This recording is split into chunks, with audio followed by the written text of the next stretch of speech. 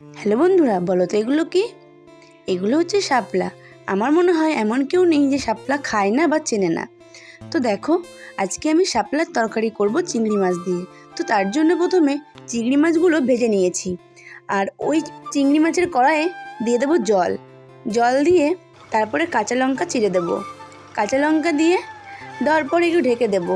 তারপরে যখন ঝোলটা ফুটে উঠবে, তার ভেতরে দিয়ে দেবো কেটে রাখা শাপলাগুলো। কেটে রাখা শাপলাগুলো দিয়ে খানিকক্ষণ একটু রাখবো, যতক্ষণ না ফুটে উঠবে। এটা বেশিক্ষণ রান্না করা যাবে না, খুব তাড়াতাড়ি রান্নাটা হয়ে যায়।